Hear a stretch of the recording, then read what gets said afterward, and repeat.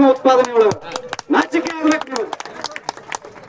ನಿಮ್ಮ ಹೊಲಗಳಿಗಾದ್ರ 2 ಕೋಟಿ 3 ಕೋಟಿ 4 ಕೋಟಿ ಬೆಲೆಯನ್ನು ನಿಗದಿ ಮಾಡ್ತೀರಿ. ನಮ್ಮ ಉತ್ತರ ಕರ್ನಾಟಕ ಭಾಗದಲ್ಲಿರುವಂತ ಕೃಷ್ಣಾ ಮೇಲ್ದಂಡೆ ಯೋಜನೆ ಇಡೀ ಏಷ್ಯಾ ಖಂಡದ ಅತ್ಯಂತ ದೊಡ್ಡ ನೀರಾವರಿ ಯೋಜನೆ. ಆ ಯೋಜನೆಗೆ ಭೂಮಿ ಕಳ್ಕೊಂಡಂತ ನನ್ನ ಭಾಗದ ರೈತನಿಗೆ ಕೇವಲ 30 ಲಕ್ಷ ಮತ್ತು 40 ಲಕ್ಷ ಕೊಡ್ಬೇಕಂದ್ರ 10 ಸಲ ಮೀಟಿಂಗ್ ಮಾಡಿರು. ಯಪ್ಪ, ಕಲ್ಯಾಣ ಕರ್ನಾಟಕ ಮತ್ತು ಕಿತ್ತೂರು ಕರ್ನಾಟಕದ 15 ಜಿಲ್ಲೆಗಳು ಬೀದರ್, ಕಲಬುರಗಿ, ಯಾದಗಿರಿ, ರಾಯಚೂರು, ಕೊಪ್ಪಳ, ಹಾವೇರಿ, ಗದಗ, ಬಳ್ಳಾರಿ, ದಾವಣಗೆರೆ ಬೈಪಟ್ ಮಾಡಿದ್ರು ಹೇಳಕ್ ಬೇಕಲ್ಲ ನೀವು. 15 ಜಿಲ್ಲೆಗಳ ಪ್ರತ್ಯೇಕ ರಾಜ್ಯವನ್ನು ನೀವು ಕೊಡ್ರಿ. ನಮ್ಮ ರಾಜಕಾರಣಿಗಳ ತಾಕತ್ತು ಏನು ಅಂತ ತೋರಿಸ್ತಾರೆ. ನೀವು ಎದುಗಿಸಬೇಕು.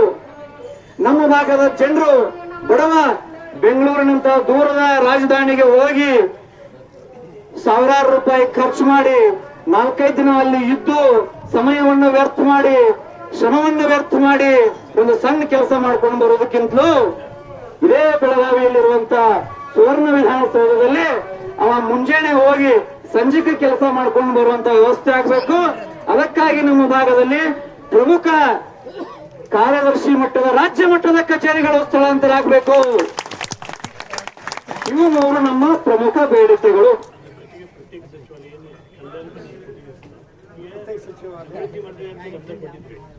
ನಂತರ ಅದ್ರಾಗ ಆರ್ಥಿಕವಾಗಿ ದೊಡ್ಡ ಪ್ರಮಾಣದಾಗ ಅನುದಾನ ಕೊಟ್ಟರು. ಬಟ್ ನಮ್ಮ ಡಿಮಾಂಡ್ ಏನಿದೆ ಕಿತ್ತೂರು ಕರ್ನಾಟಕ ಉತ್ತರ ಕರ್ನಾಟಕ ಕಿತ್ತೂರು ಕರ್ನಾಟಕ ಮತ್ತು ಕಲ್ಯಾಣ ಕರ್ನಾಟಕ ಮತ್ತು ನಾವೆರಡೂ ಒಂದು ಅನ್ನೋದು ಭಾವನೆ ಇದೆ. ಬಟ್ ತಾರತಮ್ಯ ಏನಾದ್ರೆ ಕಲ್ಯಾಣ ಕರ್ನಾಟಕ ಅಭಿವೃದ್ಧಿ ಮಂಡಳಿ ಮೊದಲೇ ಇತ್ತು. ನಂತರ ಪ್ರತ್ಯೇಕ ಸಚಿವಾಲಯ ಈಗ ನಮಗೆ ಪ್ರತ್ಯೇಕ ಸಚಿವಾಲಯ ಆಮೇಲೆ ಅವ್ರು ಮಾತಾಡ್ತಾರೆ ಸರ್.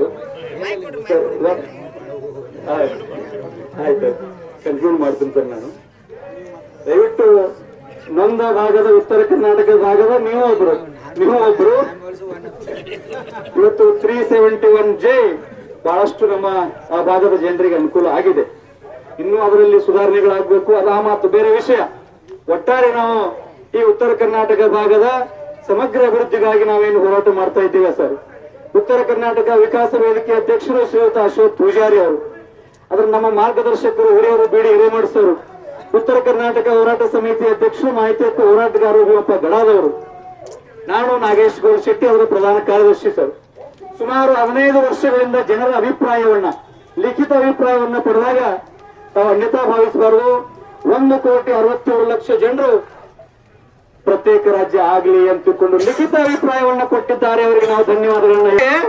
ನಮ್ಮ ರೈತರಿಗೆ ಗಿರಣಿ ಬೀಸಾಕ್ ಕರೆಂಟ್ ಇಲ್ಲ, ನೀರ್ ಹಾಸಾಕ್ ಕರೆಂಟ್ ಇಲ್ಲ, ನೀವ್ ಅಲ್ಲಿ ಚೈನಿ ಮಾಡ್ತೀರಿ ನಮ್ಮ ಉತ್ಪಾದನೆಗಳು. ನಾಚಿಕೆ ಆಗ್ಬೇಕು ನೀವು.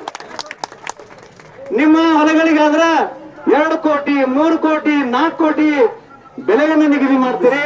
ನಮ್ಮ ಉತ್ತರ ಕರ್ನಾಟಕ ಭಾಗದಲ್ಲಿರುವಂತ ಕೃಷ್ಣಾ ಮೇಲ್ದಂಡೆ ಯೋಜನೆ ಇಡೀ ಏಷ್ಯಾ ಖಂಡದ ಅತ್ಯಂತ ದೊಡ್ಡ ನೀರಾವರಿ ಯೋಜನೆ.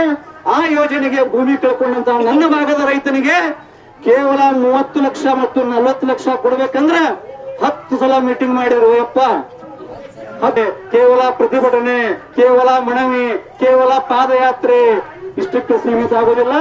ನಮ್ಮ ಪ್ರಾಣವನ್ನ ಅವರು ತ್ಯಾಗ ಮಾಡಿ ನಾವು ಕ್ರಾಂತಿಯನ್ನು ಮಾಡಿ ಪ್ರತ್ಯೇಕ ರಾಜ್ಯವನ್ನ ಪಡ್ಕೊಳ್ತೇವೆ.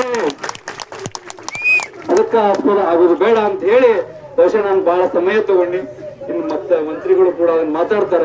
ಮುಖ್ಯವಾಗಿ ನಮ್ಮ TPJP ಸಂಘಟನೆಯ ಅಧ್ಯಕ್ಷರು ಅದನ್ನು ಕಾನೂನಾತ್ಮಕವಾಗಿರುವಂತಹ ತೊಡಕುಗಳು ಮತ್ತು ಅದಕ್ಕೆ ಪರಿಹಾರ ಉಪಾಯಗಳನ್ನು ಅವರು ಹೇಳ್ತಾರ. ಅದನ್ನು ಸ್ವಲ್ಪ ಗಮನಿಸಿ ತಾವು ಒಂದಿಷ್ಟು ಪರಿಹಾರವನ್ನ ಮಾತನಾಡಿ ಮನವಿಯನ್ನ ಸ್ವೀಕರಿಸಬೇಕಂತ ಅವರಲ್ಲಿ ವಿನಂತಿ.